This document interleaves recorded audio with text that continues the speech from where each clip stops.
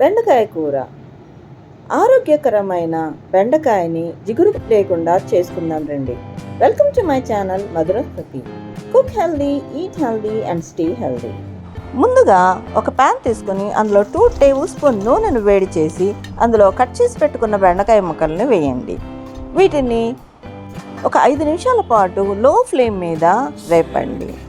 అయితే బెండకాయలను ముందుగానే కడిగి తడి లేకుండా ఆరబెట్టుకొని మీకు కావాల్సిన సైజులో ముక్కలుగా కట్ చేసుకొని వాటిని ఒక పళ్ళెంలో కాసేపు అరగంట సేపు ఆరబెట్టండి. ఇలా చేస్తే కర్రీ చేసేటప్పుడు జిగురు రాకుండా ఉంటుంది.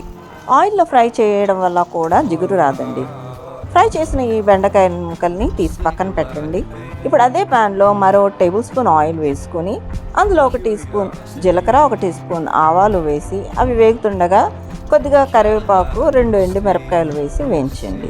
ఇందులోనే ఇప్పుడు 2-3 టేబుల్ స్పూన్ల శనగపప్పును వేసి లో ఫ్లేమ్ మీద దూరగా మంచి సువాసన వచ్చేంత వరకు వేయించండి. ఇప్పుడు కట్ చేసి పెట్టుకున్న ఉల్లిపాయను వేసుకొని ట్రాన్స్లూసెంట్ అయ్యేంత వరకు వేయించండి. ఇందులో కొద్దిగా ఉప్పు వేసి వేయించితే త్వరగా వేగుతుంది. అలాగే 1 teaspoon ginger garlic paste వేసి పచ్చి వాసన పోయేంత వరకు లో ఫ్లేమ్ మీదనే ఫ్రై చేయండి. ఇప్పుడు 4-5 టమాటోల్ని సన్నగా తరిమి పెట్టుకున్నవి వేసుకోండి. అలాగే 4-5 పచ్చిమిరపకాయ ముక్కల్ని కూడా వేసి ఈ టమాటాలంతా కూడా మగ్గేంత వరకు లో ఫ్లేమ్ మీద ఉడికించండి. బెండకాయలు మనకు సీజన్తో సంబంధం లేకుండా లభిస్తుందండి. అందుకనే వీలైనప్పుడంతా కూడా బెండకాయను తినడానికి ట్రై చేయండి. టమాటాలు మగ్గాయండి. ఇప్పుడు ఫ్రై చేసి పెట్టుకున్న బెండకాయ ముక్కల్ని వేసి మరో 5 నిమిషాల పాటు వేయించండి. ఇదంతా కూడా లో ఫ్లేమ్ మీదనే వేపండి. బెండకాయలో ఎన్నో ఔషధ గుణాలు ఉన్నాయండి. దీన్ని తరచుగా తినడం వల్ల మధుమేహం అదుపులో ఉండటంతో పాటు పలు ఆరోగ్య ప్రయోజనాలు ఉన్నాయి. పోషకాలతో నిండి ఉండే బెండకాయలో ఫైబర్, విటమిన్లు, మినరల్స్, యాంటీ ఆక్సిడెంట్స్ పుష్కలంగా లభిస్తాయి. చిటికెడు పసుపు వేసి బాగా కలపండి. ఇప్పుడు మీరు కర్రీ గ్రేవీగా రావాలనుకుంటే తగినన్ని నీళ్లు పోసి పచ్చి శనగపప్పు మెత్తగా అయ్యేంతవరకు ఉడికించండి.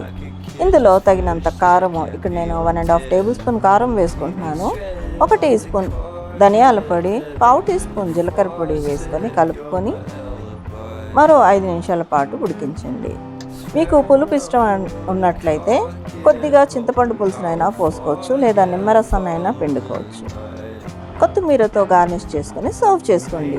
అంతే, ఎంతో టేస్టీ, హెల్దీ, నాన్ స్టిక్కీ బెండకాయ కర్రీ రెడీ. ట్రై చేసి చూడండి. మీకు కనుక ఈ వీడియో నచ్చినట్లయితే లైక్ చేయండి, షేర్ చేయండి. మరిన్ని ఇంట్రెస్టింగ్ అండ్ హెల్దీ రెసిపీస్ కోసము నా ఛానల్కి సబ్స్క్రైబ్ చేసుకోండి. Thanks for watching.